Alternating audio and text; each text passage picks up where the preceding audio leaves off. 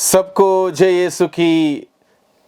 नवजीवन का संदेश इस शीर्षक के अंतर्गत प्रतिदिन का ईश्वर का वचनों को सुनने के लिए, समझने के लिए, उन वचनों के अनुसार जीवन बिताने की कृपा, शक्ति, सामर्थ्य मांगने के लिए मैं आप सभी लोगों का हार्दिक स्वागत करता हूं। आज मार्च की 2 तारीख है, शनिवार है, और आज के दिन में मुख्य रूप से हम लोग आज के सुसमाचार पर मनन चिंतन करते हुए प्रभु हम सबों से क्या कहना चाहता है और हम सबों से क्या चाहता है, इस बात को हम समझें, इन बातों को दिल में रखें और उन बातों के अनुसार जीवन बिताने की विशेष शक्ति, सामर्थ्य, कृपा, अनुग्रह मांगें। आज के सुसमाचार में से सबसे पहले हम देखते हैं फरीसी और शास्त्री भुनभुनाते हैं। ये फरीसी और शास्त्रियों की एक आदत थी, भुनभुनाना। प्रभु यीशु के कार्यों को देखकर प्रभु यीशु ने दूसरों की भलाई में, दूसरों के हित में जो भी कार्य देखा उसको लेके भुनभुनाना, क्योंकि ये व्यक्ति साबत का नियम को तोड़ता है, आज ये काम नहीं करना चाहिए था, ये काम ऐसा क्यों हुआ। तमाम प्रकार की कमियां ढूंढते थे, भुनभुनाते थे। और ये आदत बिल्कुल गलत आदत है। जो व्यक्ति भुनभुनाता है वो ईश्वर के नज़दीक नहीं आ सकता, ईश्वर के साथ अपनी मित्रता स्थापित नहीं कर सकता, ईश्वर के साथ अपना कनेक्शन मजबूत नहीं कर सकता। ये हम सबों को आध्यात्मिक रूप से पीछे धकेल देता है, भुनभुनाने की आदत। इसलिए आज के दिन में हम लोग इस बात पर विचार करें, कहीं मेरे अंदर तो नहीं ऐसी आदत, दूसरों पर भुनभुनाना, अधिकारियों पर भुनभुनाना, हमारे साथ काम करने वालों पर भुनभुनाना, जगह जगह पर कमियां ढूंढना, ऐसी आदत है। हम इस आदत को बदलने के लिए प्रभु से हम प्रार्थना करें। दूसरी बात आज के सुसमाचार में से हम सुनते हैं, किसी को पापी ठहराते हुए उनसे नफरत करना फरीसियों का स्वभाव था। किसी को भी किसी के ऊपर निर्णय देते थे, ये व्यक्ति पापी है, ये गुनहगार है, ये अपराधी है, वैसा है, ये ऐसा है, मैं ऐसा नहीं हूं। ये जो व्यक्ति ये दशवांश नहीं देता, उपवास नहीं करता, नियम का पालन नहीं करता, और पापी ठहराते हुए उनसे नफरत करना, उनसे भेदभाव की भावना रखना बहुत ही खतरनाक है। किसी व्यक्ति के लिए, किसी परिवार के लिए, किसी समाज में ऐसी बातें होंगी, वहां पर इंसान पनप नहीं सकता, इंसान आगे नहीं बढ़ सकता, ना स्वयं ना दूसरों को आगे बढ़ा सकता है। यानी कि आध्यात्मिक विकास में बहुत बड़ी बाधा हो सकती है। इसलिए इस बात पर भी हम लोग 40 की अवधि में मनन चिंतन करें। ऐसी कोई बातें हैं हमारे अंदर तो उसको निकालें, दूर करें। तीसरी बात हम आज के दिन में सुसमाचार में से हम देखते हैं, जिस पर हमें मनन चिंतन करना चाहिए, दूसरों पर उंगली उठाना फरीसियों की आदत थी। उनकी आदत थी उंगली उठाना। कहाँ पर गलती हुई, किसने गलती की, कितनी बड़ी गलती कर दी, कौन सा नियम थोड़ा, ये सब की ताक में वो रहते थे।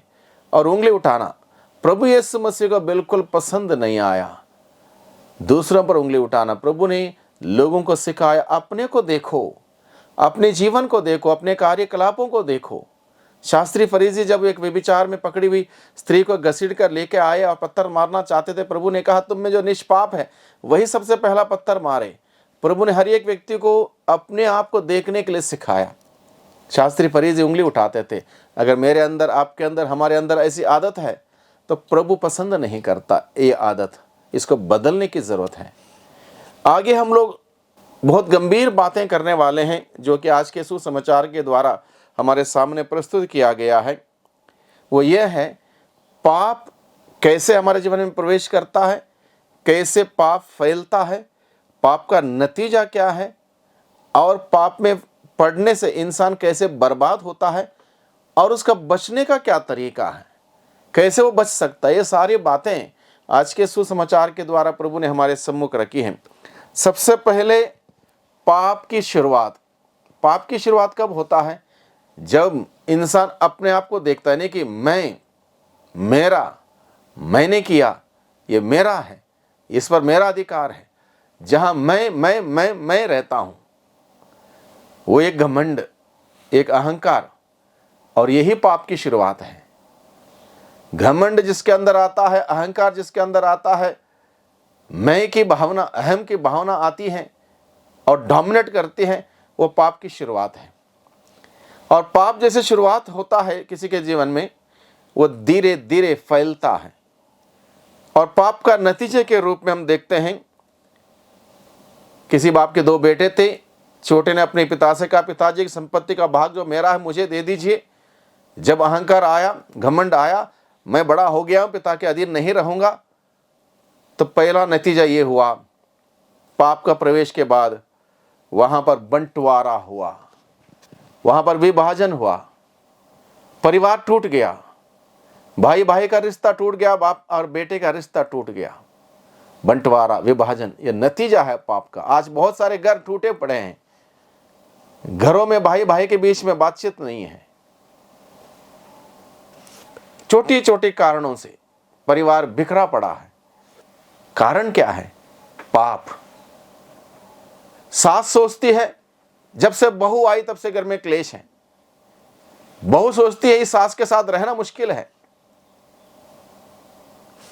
लेकिन ना सास बहू की दुश्मन है, ना बहू सास के दुश्मन है। दुश्मन कौन है? वही शैतान, अलग अलग रूप में हमारे परिवारों को तोड़ता है। इसलिए हम परिवार को तोड़े ना। किसी इंसान की दुर्बलता या कमियां देखकर उसको मन में रखते हुए परिवार को तोड़े ना। हम शैतान का मुकाबला करें, शैतान को हराएं। शैतान को हमारे जीवन में, हमारे परिवार में हावी होने के लिए मौका ना दें। परिवार टूट रहे हैं, बंटवारा हो रहा है, विभाजन हो रहा है, ऐसा ना होने दें। और पाप जब फैलता है, दूरियां बढ़ने लगती हैं। यह और एक नतीजा है पाप का। अब वो छोटा बेटा अपनी समस्त संपत्ति एकत्र कर दूर देश चला गया। दूरियां बढ़ने लगी, बाप और बेटे में दूरियां बढ़ने लगी, भाई और भाई में।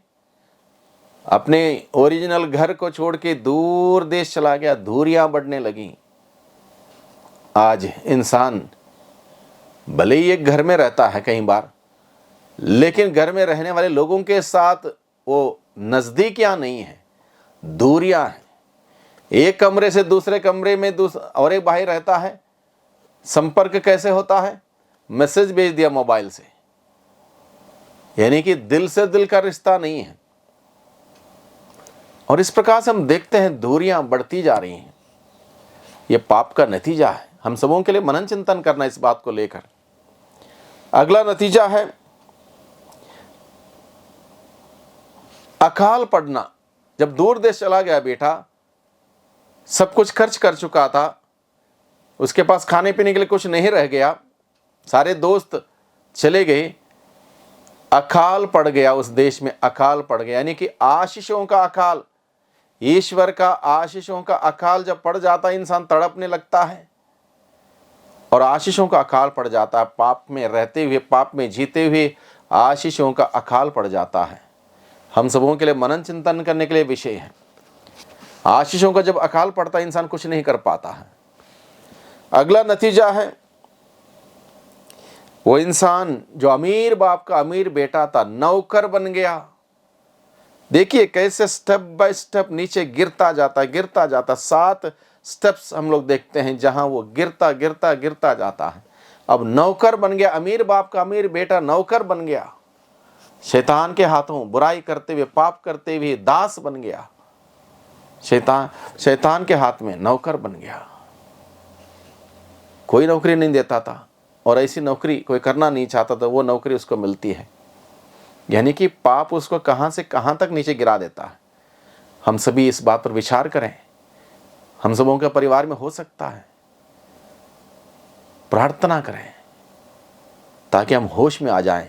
और यहां पर हम देखते हैं, जब वो इतने नीचे गिर गया था, वो होश में आया और उसने पहला कदम ये लिया, निर्णय लिया, मैं यहां से उठूंगा, इस पाप की गंदगी से उठूंगा, इस बुराई से उठूंगा, इस बुरी आदतों से ऊपर उठूंगा।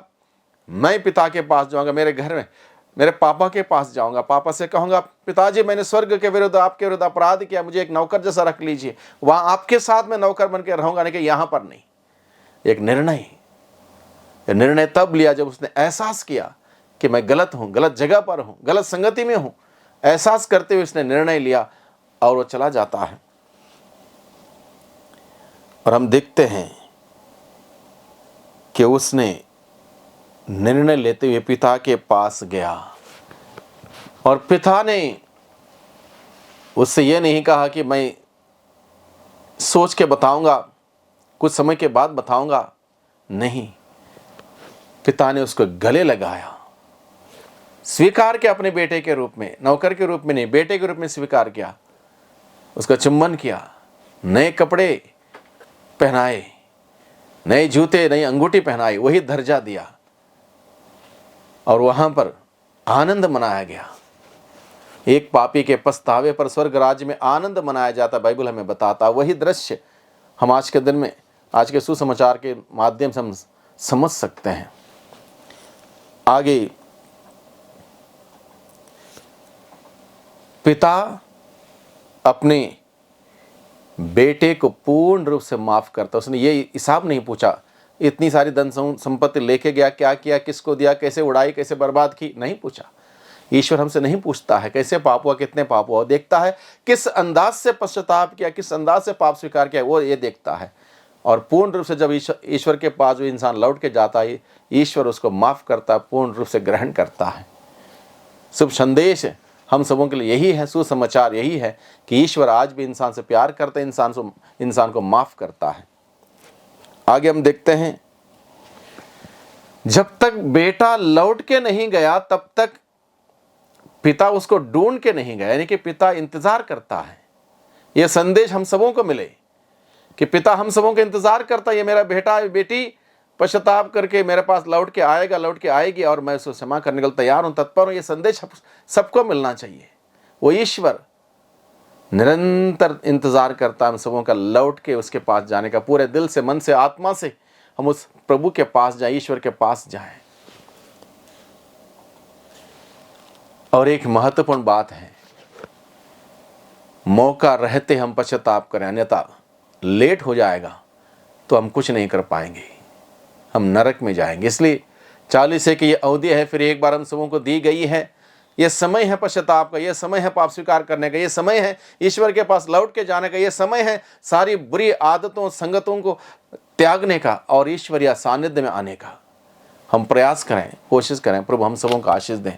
सर्वशक्तिमान पिता परमेश्वर, धन्यवाद देते हैं आज के वचनों के लिए। आज के वचनों के द्वारा प्रभु आपने हम सबों का महान प्रेम का संदेश, क्षमा का संदेश हम सबों को दिया है। पापी आज भी आपकी दया प्राप्त करते बच सकता है, ये संदेश के लिए धन्यवाद देते हैं। इस संदेश के अनुरूप प्रभु हर एक व्यक्ति के लिए पश्चाताप का वरदान मांगते हैं, ताकि हर कोई व्यक्ति अपने पापों के लिए पश्चाताप करते हुए, अच्छा पाप स्वीकार करते हुए आपके पास लौट के आ सकें। दुआ करते हैं उद्धारकर्ता यीशु मसीह के नाम से, आमीन।